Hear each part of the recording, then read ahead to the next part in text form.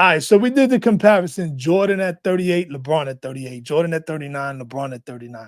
But now we're gonna do a different kind of video: Jordan versus LeBron in their 20s, Jordan versus LeBron in their 30s. Let's get it.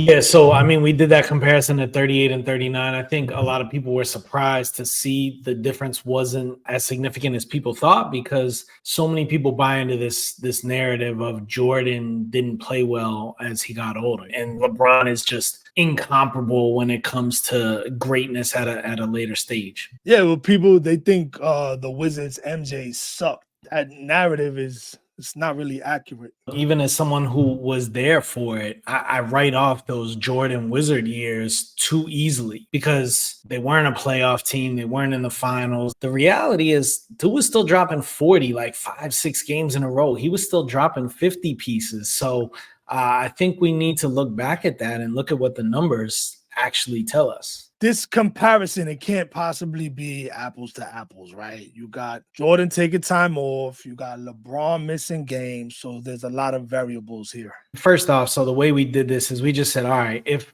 their season, they were in their 20s, 20 to 29, we'll compare them. 30 to 39, we'll compare it. If they took time off, they lose out for that. There is definitely differences, but again, this comes back to, this isn't to nitpick. We're not getting into this is a specific birthday. This is actually about the spirit of, hey, let's just look at this because it's interesting to look at. Put it this way, LeBron definitely played more games in his 20s than Jordan. Definitely. When you look at it, LeBron from 20 to 29 played in 763 games. And Jordan played in 667. So a difference of about 100. And part of that is Jordan staying in college. Part of it is Jordan in year 2 having that significant injury. How did their averages compare in the regular season? In his 20s, MJ averaged 32.3 points per game versus LeBron's 28.2. And I assume in rebounds and assists, LeBron has that edge. Yeah, in rebounds, it's 7.4 to 6.3, and in assists, it's 7 to 6. So that's just 1 rebound and 1 assist. Do you think that would surprise a lot of people? I think so. I mean, actually, I was surprised when I broke this down and looked at it, because I expected LeBron to be 2 to 2.5 more assists and rebounds than Jordan, but that's not what the numbers tell us. What about the defensive end, steals and blocks, going to that? So steals definitely goes to Jordan, 2.7 to 1.7. So that's a big difference. And then blocks go to Jordan as well, 1 to 0.8, which doesn't sound like a lot, but over the course of the season, it's 25% more. I bet a lot of people are surprised by the blocks only because you see LeBron getting celebrated all over ESPN, social media when he does those chase down blocks. But maybe people forget MJ was a 9-time all-defensive first-team player, most all time. So what about threes? I assume there's a big difference there because of how the game has changed, right? There's a big difference. LeBron attempted 3 times as many, so 4.13 attempts per game versus 1.4 for Jordan. The truth is, neither of them were particularly good at shooting them. 30% for Jordan and 34% for LeBron. So nowhere near that 40% that you want to kind of target in today's game. What about the playoffs? Yeah, so playoff games, LeBron played in 158 in his 20s versus Jordan's 111. All right, what about the averages there? So the averages, the gap gets a little bigger here on points. Jordan 34.7, LeBron 28. Crunch time. That's crunch time stats. So there's a larger margin than during the regular season. Yeah, there was. Now on rebounds, LeBron wins and also by a bigger margin, 8.4 to 6.7. But the interesting thing to me, because the narrative around Jordan, of course, is in assists, they're almost identical, 6.6 to 6.4. LeBron with a slight edge there. Okay, what about defense? On defense, the gap closes a little, but Jordan still gets the edge on steals, 2.3 to 1.7, and on blocks, 1.0 to 0.9. Man, that's tight, though. That's a tight comparison. And, of course, that brings us to the overall playoff record and titles. How do those compare? Yeah, so in his 20s, Jordan played in 111 games, was 69 and 42, which is a 62% win percentage. LeBron played in 158, won 101, lost 57. That's a 64% win percentage, so pretty much right on there. But then, of course, you come to the finals and the titles. In his 20s, Jordan went to 3, and we all know what happened. 3-0, you know. LeBron won 2 titles in his 20s, but he played in 5. So he won 40% of those, but he still got 2 rings, but Jordan still got 3. Let's look at the 30s. I assume since MJ took off 2 years for baseball when he was 30 to 31, and then 3 years from 35 to 37 for his retirement, LeBron has a big advantage in games played. He does. I mean, to take 5 years off, but you would think it's actually bigger than it is because 5 years, 82 games, that's over 400 game difference. The reality is Jordan played in 405 games and LeBron played in 630. So only about half of what you might actually expect. See, LeBron, if you showed up for work, if you played 75, 80 games, you would have had a bigger advantage. All right, so now to the stats. Yeah, so it's identical when it comes to points, 26.5 each. But LeBron has actually a big advantage. This is the advantage I expected earlier. On assists, it's 8.0 to 4.2, almost doubling. And in rebounds, it's 7.8 to 6.1. Does MJ still have the advantage on the defensive end? On steals, he does, although, again, it's getting closer. MJ at 1.7, LeBron at 1.3. On blocks, LeBron actually takes the lead 0.7 to 0.5. Again, pretty close. Yeah, that's tight. All right, let's take it to the playoffs. My favorite time. All right, so when you look at points, Jordan's 31.4 to LeBron's 29.1. LeBron leads in assists, very similar to the regular season, 8.1 to 4.2.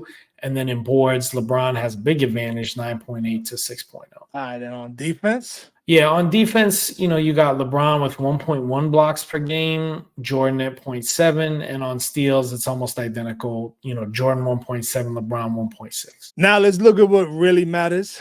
Playoff results and titles. In his 30s, LeBron played 124 playoff games to just 68 for Jordan in basically 5 years. LeBron's record, 81 and 43, which is 65% win percentage, 2 out of every 3 games. That's great, obviously. Jordan, 50 and 18, win percentage was 10 percentage points higher at 74%. All right, I give LeBron props for that. He played a lot more games, and that win percentage is at 65%.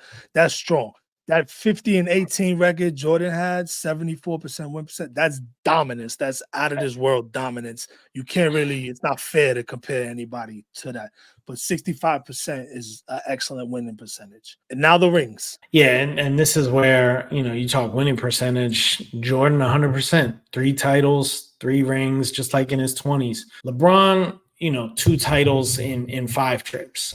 So again, echoing the same thing that he did in his 20s. So that means you're including the Mickey Mouse ring in the bubble? So yeah, a caveat there is one of those rings was the bubble ring. There's people that discount it. Whatever, say what you want. The league counts it. It's hard not to just count it or give him credit for something. At the same time, I definitely don't buy into the narrative that it was harder than a regular season. It's so tough. You're in a resort with all your boys hanging out, focusing on nothing but basketball. You don't got to deal with your kids whining and crying and, you know, arranging for rides to swim lessons and all that. You don't have to worry about your wife telling you to do stuff. You're just focused on basketball, having a great time. It's like being in a college dorm. So I don't buy that whole narrative of the bubble was harder. I also won't completely dismiss it. I know everybody's got their own opinion on that. Yeah. How about what kind of treatment you think LeBron James was getting in that resort? Massages with filet mignons in between his toes. Like he was getting. How much do you want me to speculate here? I'm sure it was a good life. It must have been really rough on him. All right, there you have it. Regular season in their 20s, Jordan gets the edge, right? Yeah, I think so. When you look at the averages. All right, what about playoffs in their 20s? You know, good for you. Like LeBron, 5 trips is impressive. You know, let's not argue who had better teammates, who was playing in a weaker conference and all that stuff, because that gets very subjective and hard to control for. But he went 5 times, he got 2 rings, but Jordan went 3 times, he got 3 rings. That's more rings in that same time period. I don't know how you can't give that edge to Jordan. All right, so regular season in their 30s, I guess we got to give it to LeBron by default. Yeah. Yeah, I mean, I would give it to LeBron. I mean, look, not only did he have better numbers, not across the board, but in some key categories, there was a big difference.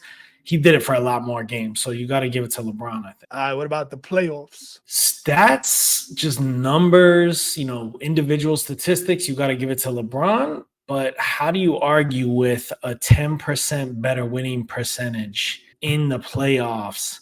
And then the 3 rings versus the 2, the 3 rings and 3 tries versus 2 and 5 tries. Yeah, versus 1.5 rings. Also, don't forget One that. and a half rings. You could call it 1.5 rings for sure. Well, there you have it. The goal here is not to say one's better. We all have our opinions on that. My opinion happens to be a little more correct than the rest of you. But, yeah. Well, I will say I share your opinion, so I want to say you are correct. But the goal here is not to compare and say one's better. The spirit of this is, to say, hey, let's provide some context to this discussion, because we just assume Jordan sucked in his 30s and LeBron is untouchable in his 30s or in his late 30s or whatever. We're not looking at really kind of digging in. I don't see a lot of people doing that. So we just wanted to do that to just provide some context to the discussion and say, hey, maybe there's some surprising, information and data to come out of this, and maybe not. It's not going to change anybody's argument. LeBron fans are still going to say it's LeBron, and Jordan fans are going to say it's Jordan, and Kobe fans are going to say it's Kobe. But I think it's always interesting to look at this stuff. Every time somebody says LeBron James has 4 rings, you know what goes through my head? MICKEYMOUS. It just doesn't, to me, it just doesn't feel like a real ring. If you ask me, this is interesting, but it doesn't change anything. We did this for fun. Jordan's the GOAT. That's what I feel. A lot of you feel differently. You love LeBron James. You think LeBron's your GOAT. To me, Jordan's the GOAT. He was, he is, and he's going to be later. And that's it.